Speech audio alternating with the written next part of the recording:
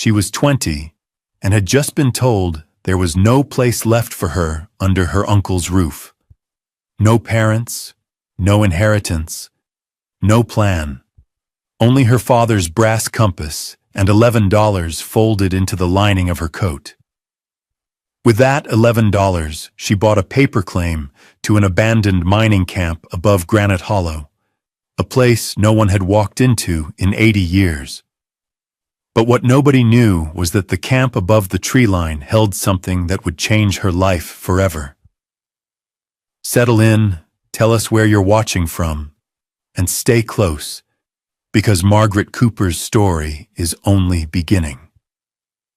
Margaret Cooper had been born in a 2-room cabin on the flats below Granite Hollow in the last week of a hard January to Ellen and Thomas Cooper, a schoolteacher and a prospector turned freighter who had met at a church picnic and married 3 months later without asking anyone's permission.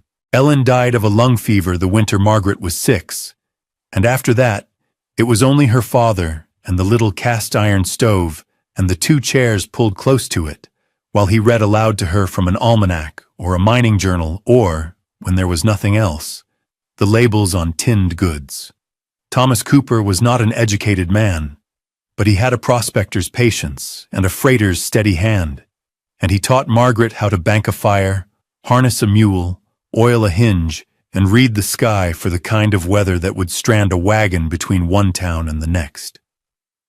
He carried a brass pocket compass on a leather thong, a heavy, plain instrument the size of a biscuit, engraved on the back with the initials TC, and a small anchor his own father had scratched there during the war, and he let Margaret hold it whenever they stopped to eat.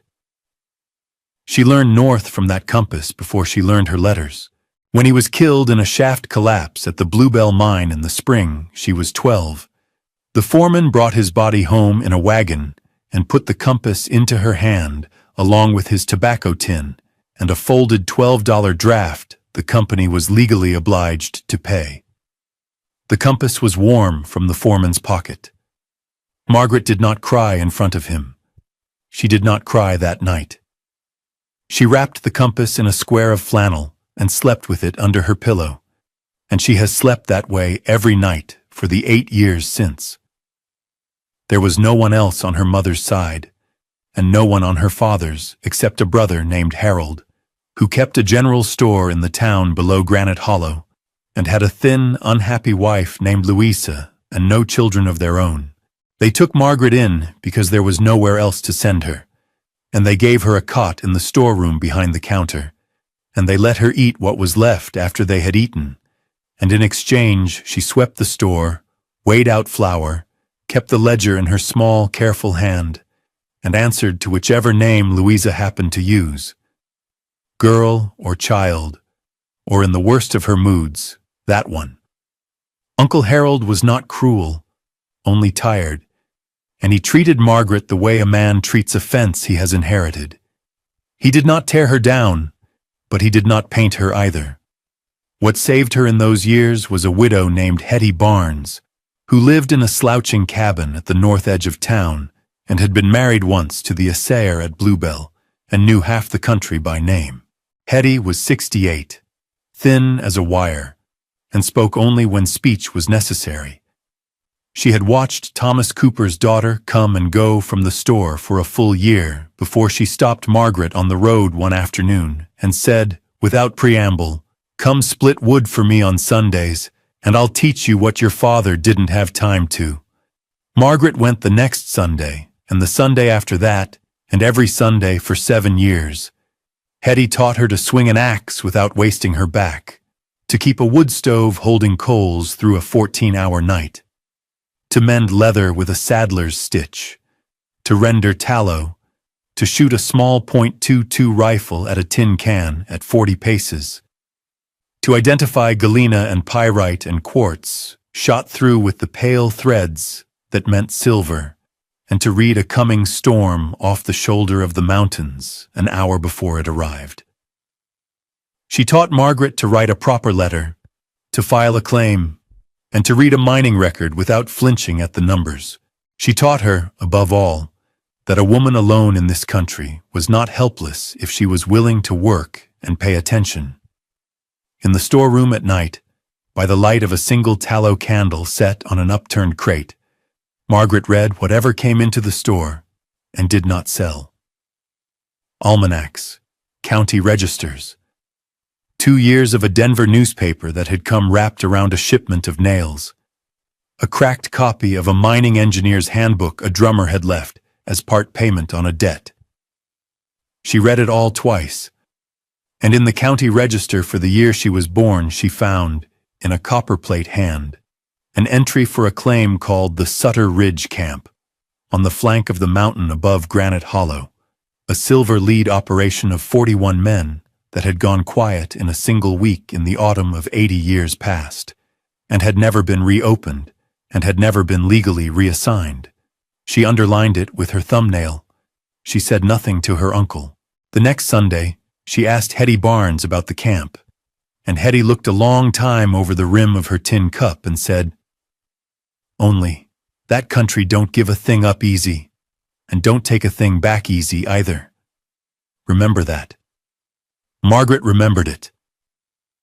Hetty Barnes died in her sleep the winter Margaret turned 19. Margaret found her the next morning with the fire gone out and the cat curled on her chest, and she washed the body herself and dressed it and sat with it until the men came for it, and only then, alone in the cold cabin, did she allow herself to put her face against Hetty's folded quilt and weep. Hetty had left her nothing in writing. She had nothing to leave. But she had left Margaret her small .22 rifle, a tin box of assay slips, and a set of hand-forged fire tongs, and Margaret carried these back to her uncle's storeroom and set them on the shelf above her cot beside the flannel-wrapped compass. For the year that followed, Margaret worked harder than ever at the store, and she saved what small coins came her way in a jar under her cot, and she waited, though she could not have said for what. Louisa grew colder as Margaret grew older, perhaps because a niece at 20 is a different creature than a niece at 12. Perhaps because the store had begun to lose customers to a newer establishment 2 streets over, and Louisa needed someone to blame. She began locking the pantry at night. She began weighing the flour Margaret used for the morning biscuits.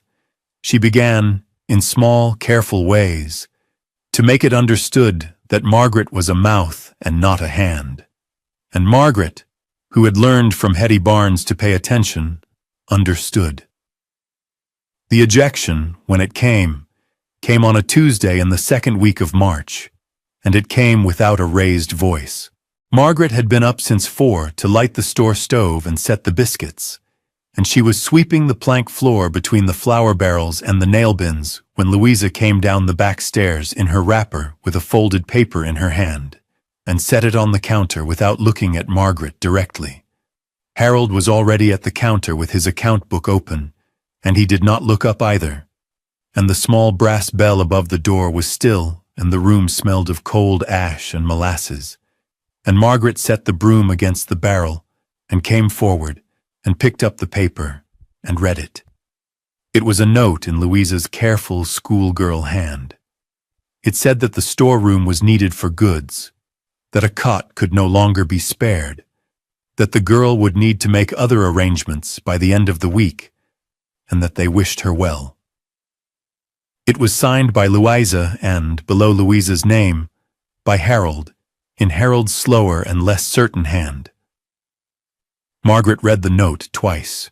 She folded it in half, and then in quarters, and set it back on the counter beside the account book. She said nothing. Harold turned a page in his book and did not lift his eyes, and Louisa went to the pantry with her ring of keys and did not turn around. And the small clock above the door ticked, and Margaret went back to sweeping until the floor between the flour barrels and the nail bins was clean. That night, she took the flannel bundle from under her pillow and unwrapped the compass and held it in her palm until it warmed. And she set it back and wrapped it again and slept, or lay with her eyes closed, until the first gray came in at the storeroom window. She had 4 days. She spent them settling what could be settled. She paid a boy 2 cents to carry a note to the county recorder's office, asking after the Sutter Ridge camp on the flank of the mountain above Granite Hollow. The clerk sent word back that the claim was open, that no fee had been paid on it in 80 years, that under the statute it could be taken up by any adult who filed and paid the standing charge of $11, and that a paper would be issued for that sum and no other. Margaret took the coins from the jar under her cot and counted them on the blanket. There were $11.40. She kept the 40 cents. She walked to the recorder's office on the Friday morning in a wind that carried grit off the flats, and she paid the $11 in a stack of small coins, and she signed the paper with her full name, Margaret Ellen Cooper, in the careful copperplate Hetty Barnes had taught her, and the clerk stamped it and handed it across the counter without ceremony and told her good luck. And she folded the paper into the lining of her coat beside the compass and went back to the store and finished her shift.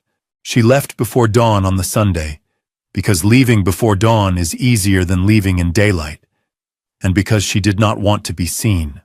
She wore her father's canvas coat with the compass and the paper claim sewn into the lining, and Hetty's small .22 rifle across her back on a length of harness leather, and she carried a rolled wool blanket, a tin cup, a folding knife, a bag of oats and a bag of dried apples, and a wedge of hard cheese wrapped in cloth, a box of matches wrapped again in oilcloth. The fire tongs lashed to the outside of the roll, the tobacco tin holding her 40 cents and a spool of waxed thread and a paper of needles and the flannel quilt Hetty had left folded on the bed. She did not leave a note. She closed the storeroom door behind her and set the key on the counter and walked out into the black street. The town was quiet under a hard frost, and her breath went ahead of her in pale plumes, and the dog at the Smiths did not bother to bark. She turned north at the last house and took the wagon track that climbed toward the timber, and she did not look back at the roof of the store or at the single-lit window of Louisa's kitchen, where Louisa had already begun to boil water for tea. By the time the first gray came up behind the ridge, Margaret was 2 miles above the town and climbing into the pines. The country began to change under her feet almost at once. The wagon track narrowed to a pack trail and then to a game trail, and the pines thickened and closed overhead until the sky was a broken ribbon between the tops of the trees, and the ground went from frozen mud to hard-packed old snow with a crust that took her weight in some places and broke through it in others. She stopped at midday beside a creek that ran black under a ceiling of ice, and knelt and broke a hole with the butt of the rifle, and drank from her tin cup, and she ate a piece of the cheese and 2 of the dried apples, and folded the cloth back around what remained. She checked the compass. She was walking a little east of north, which was correct. She went on. The trail climbed.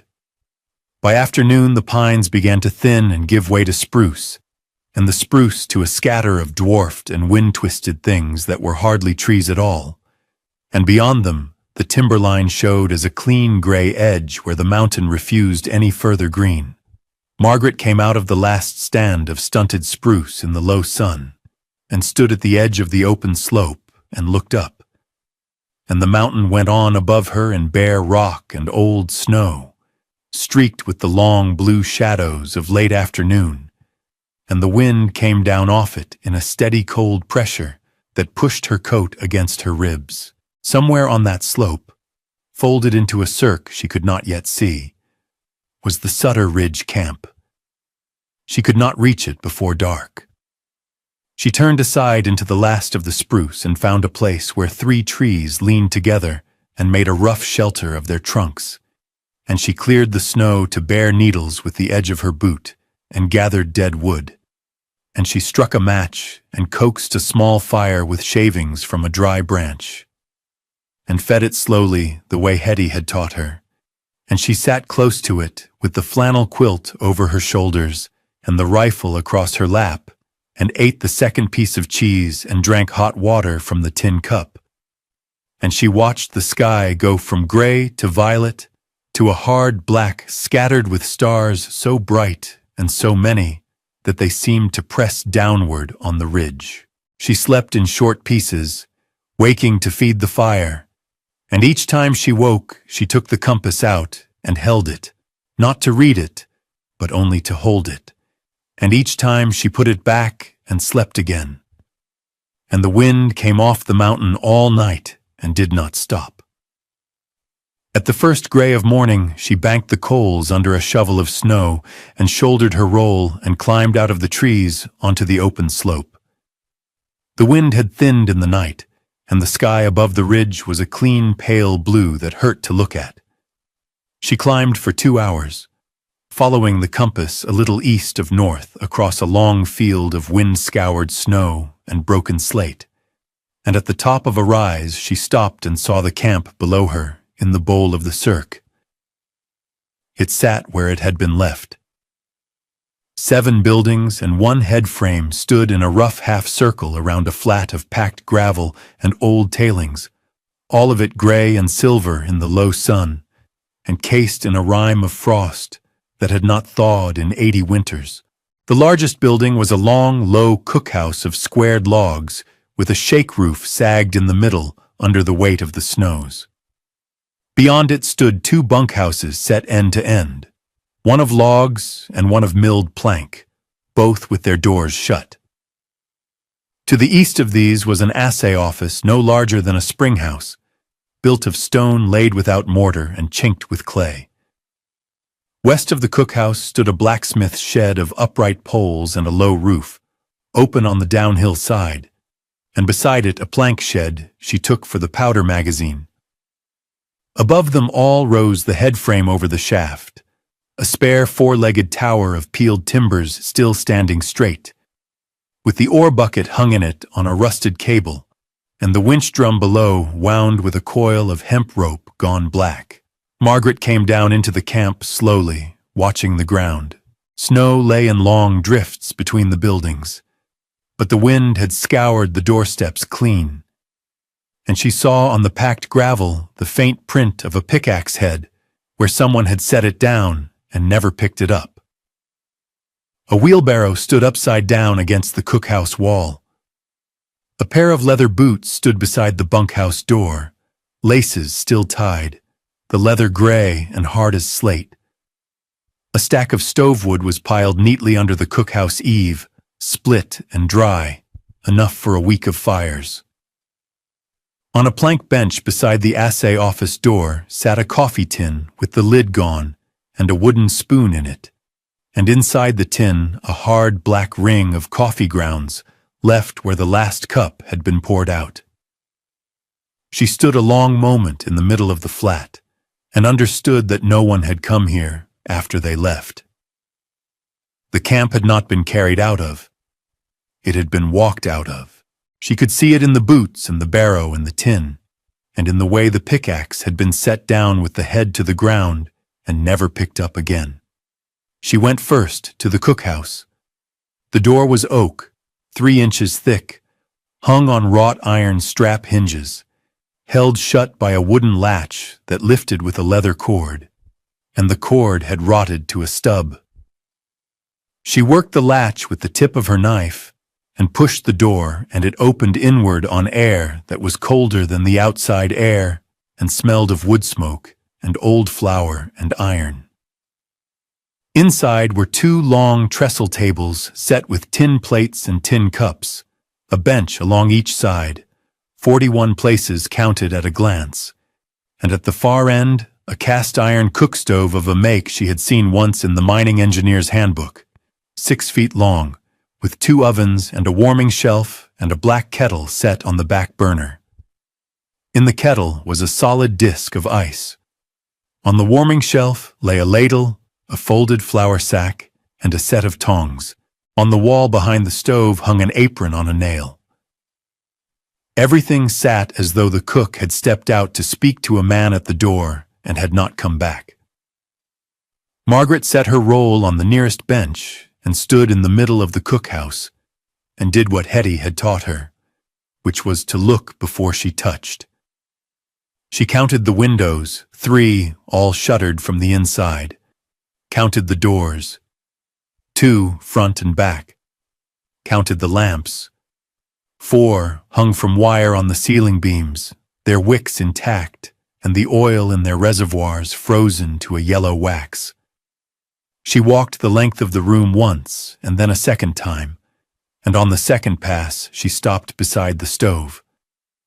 The stove sat on a hearth of flat river stones laid without mortar, and one of the stones at the front corner sat a hare proud of the others. She had marked it on the first pass without knowing why. She knelt and set her palm on it, and rocked it and felt it move against the stones beside it. She worked the tip of her knife into the seam and lifted the stone and set it aside on the floorboards. Beneath it was a shallow pit lined with a piece of oiled canvas, and folded into the canvas was a tin box the size of a Bible. She lifted the box out and set it on the floor and untied the twine that held it shut. Inside, wrapped in a second square of oiled canvas, was a bundle of paper currency in old brown notes, a small canvas sack that held coin, and a folded letter written in careful pencil on a single sheet of ledger paper. She unfolded the notes and counted them by the light from the open door. $84 in notes, and in the sack a further $22.11 in silver, and laid beside these a plain gold wedding band, worn thin, and a tintype the size of her palm of a young woman in a dark dress holding a baby on her lap. Margaret set the money and the ring and the picture on the canvas in a careful row, and took up the letter and held it toward the light of the door, and she read it slowly, once through, and then again. "Whoever finds this," the letter began, "my name is Peter Halverson, and I have cooked for the men of the Sutter Ridge camp for 11 years. I was born in Norway, and I came to this country at 19. I had a wife named Anna and a daughter named Ingrid. Anna died of a fever the year Ingrid was 2, and Ingrid was raised by my wife's sister in a town I have not seen since. I have sent money every month for 16 years, and I have not been answered in 6, and I believe now she does not know who I am. I am 58, and my chest is bad, and I do not expect to leave this camp on my feet. What is under this stone is what I have saved and what I meant for her. If you are reading this, the camp is gone or I am gone or both, and it is no use to her now. Take what is here and use it well. Do not try to send it after Ingrid. She has her life. I hope you have come to this place because you needed a place to come to, and I hope the stove draws for you the way it drew for me. Bank the fire slow. The chimney runs true. Peter Halverson, cook." Margaret refolded the letter along its old creases and set it on top of the tin box and sat for a while on the bench with her hands flat on her knees. Then she stood and did what needed doing. She took the ladle down from the warming shelf, chipped the disk of ice out of the kettle with the butt of her knife, and carried it out to melt in a pan of clean snow. She brought in an armload of the split stove wood from under the eave, and she opened the firebox and swept out 80 years of dust and a mouse's nest with the folded flour sack, and she laid a small fire the way Hetty had taught her, with shavings from a dry stick under a cross of kindling under 2 split lengths of pine. She struck a match and held it to the shavings and closed the door halfway and waited. The chimney drew clean on the first breath. The smoke went up and did not come back, and Peter Halverson's line about the chimney was proved true in the first minute of her occupancy. Over the next 11 days, she made the cookhouse habitable and left the other buildings shut. She swept the plank floor, took down the 4 ceiling lamps, thawed the oil over the stove, trimmed the wicks with her folding knife, and set two of them burning on the trestle table. She unbolted the shutters from the inside and let in the flat white light off the snow. She washed the tin plates and cups in melted snow water heated on the stove and stacked them on a shelf. She took the apron off its nail and washed it and hung it back up. She laid Hetty's flannel quilt on the bench nearest the stove and slept there with the rifle within arm's reach and the compass under the folded coat that served as her pillow. On the 12th morning, she walked back down to Granite Hollow with the paper claim in her pocket and $12 in Peter Halverson's silver in the tobacco tin, and she began the second kind of work. She filed the claim a second time at the recorder's office with the current year's fee paid in coin, and the clerk wrote her name in the standing ledger in his own hand. Margaret Ellen Cooper, Sutter Ridge, filed and paid. She did not stop at her uncle's store. She went instead to the yard behind the livery and hired a packer named Ott Sundgren, 51, a Swede with a broken front tooth and a good gray mule, to carry a load of goods up the pack trail to the timberline in exchange for $4 and a written promise of $4 more on his return trip in April. Ott Sundgren looked at her a long moment across the mule's back and said only, "You are Thomas Cooper's girl." And Margaret said she was, and the thing between them was settled without further speech. She bought at the feed store 4 sacks of oats, 2 sacks of beans, a sack of coarse flour, a sack of salt, a small keg of lard, a tin of coffee, a tin of baking soda, a coil of new hemp rope, a box of number 6 nails, a box of number 10 nails, a can of lamp oil, a bar of yellow soap, and a 2-pound roll of oakum for chinking. She paid in Peter Halverson's brown notes and took her receipts. At the hardware she bought a felling axe, a buck saw with 2 spare blades, a hand drill and a set of bits, a small anvil weighing 30 pounds, and a pair of leather gloves that fit. The storekeeper was a widower named August Riley, 60, who had known her father, and when he tallied her bill, he took off $1.20 without comment and wrote "paid" across it in pencil. She hired in the same afternoon a carpenter named Wendell Poe, 34, quiet, missing 2 fingers of his left hand from a mill accident, to come up with Ott's second load and help her reset the sagging ridgepole of the cookhouse roof. She hired a woman named Rosalind Meeker, 44, a widow who kept goats on the flats, to teach her to milk and to sell her 2 young nannies in the spring, payable half in coin and half in silver ore when she had proved the shaft. Rosalind Meeker looked at the paper claim, looked at Margaret, and said, "You'll want a dog," and the next morning sent up with Ott a half-grown black shepherd bitch called Juno, thrown in for nothing. Wendell Poe came up in the last week of March and stayed 6 days.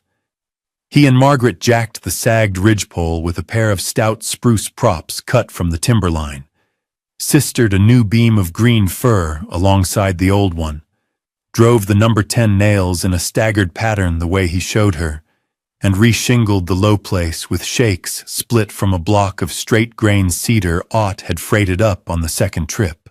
Margaret worked the fro under Wendell's eye until she could split a clean shake in 3 strokes, and Wendell said nothing about her being a woman or being 20, and only corrected her grip on the mallet once.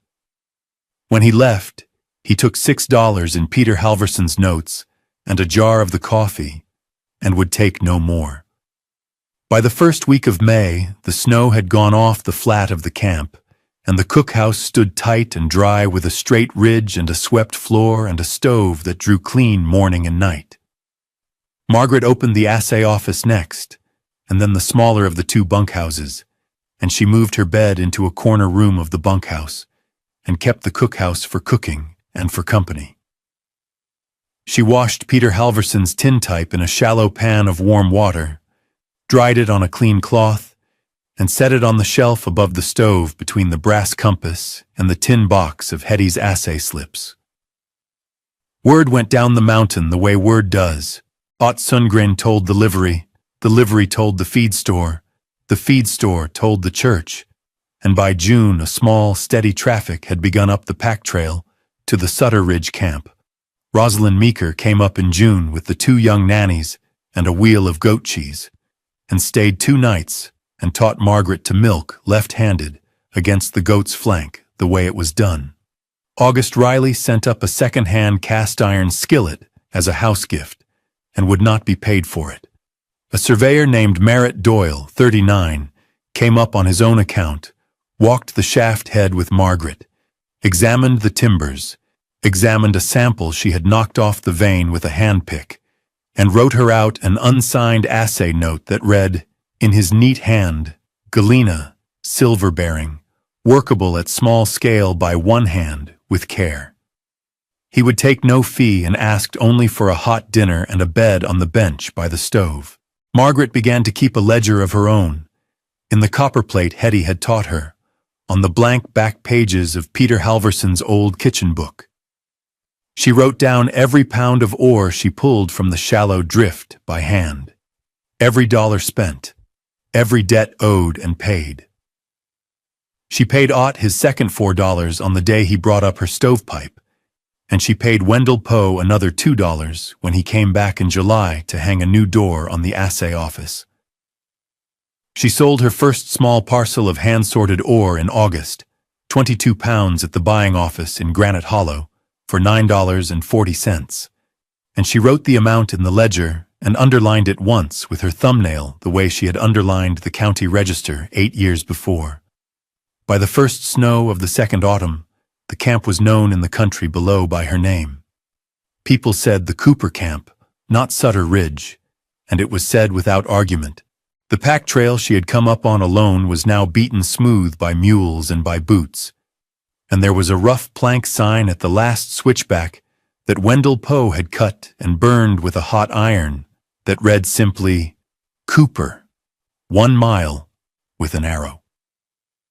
Ott Sundgren came up on the 15th of every month with mail and salt and news, and stayed for a bowl of Margaret's bean and mutton soup at the trestle table, and left again before dark. Rosalind Meeker came up in the last week of every month with a wheel of cheese and took back a tin of ore and a written receipt.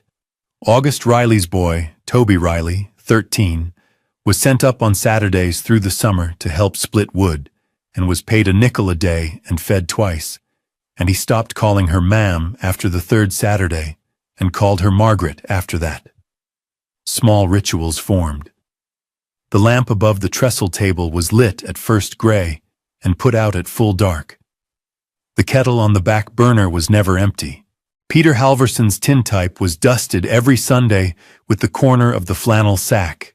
Juno slept on a folded blanket at the foot of the stove, and rose when Margaret rose. On the last Sunday of every month, Margaret walked down to Granite Hollow and sat 2 hours in Hetty Barnes's cabin, which no one had taken, and swept the floor and left again. She did not go into her uncle's store. Louisa saw her once from the pantry window and turned away, and Harold saw her once from the counter and lifted his hand a bare inch and let it fall, and neither thing was spoken of after. On an evening in the 3rd winter, with the flat of the camp under fresh snow and the wind gone still for the first time in a week, Margaret sat on the bench nearest the stove in the cookhouse, with the ledger open on her knee and the lamp above the trestle table burning steady. Juno lay on the folded blanket at her feet. The kettle ticked on the back burner.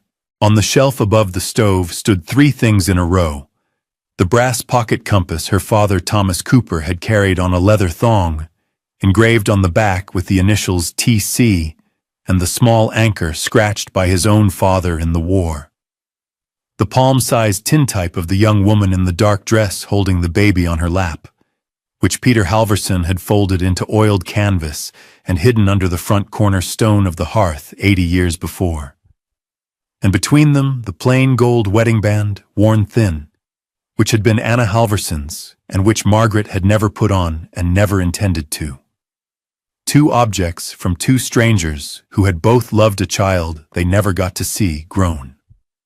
Margaret had understood the arrangement of them the first time she set them there, and had not moved them since. She closed the ledger. The entries for the year were in Hetty Barnes's careful copperplate, in Margaret's hand. $58 owed and paid, $112 taken in ore, $4 to Ott, $2 to Wendell, a nickel a Saturday to Toby Riley, a wheel of cheese to Rosalind, coffee to August Riley for the skillet he would not be paid for. She thought about the note Louisa had set on the counter that Tuesday in March, folded and signed in her careful schoolgirl hand, and about Harold turning a page in his account book and not looking up, and about the $11 in small coins she had counted out to the clerk in the recorder's office, and about the boy who had carried her note for 2 cents. She thought about Hetty's Sunday kitchen and the .22 rifle above the door, and the tin cup of thin coffee, and the sentence that the country does not give a thing up easy and does not take a thing back easy either. She had remembered it. She had also learned the second half of it, which Hetty had not said and had perhaps not needed to, that a thing given up by others could sometimes be taken up by one who was willing to walk to it in the cold. Juno lifted her head, listened, and put it down again. The stove drew clean. The chimney ran true, as Peter Halverson had written. Margaret banked the fire slow, as he had said to, and set the ledger on the shelf below the compass and the tintype and the ring, and blew out the lamp. Margaret Cooper was 20, and she had been put out of a storeroom behind a counter with a folded note and a ring of keys. She had $11 sewn into the lining of her father's canvas coat, and a brass compass wrapped in flannel.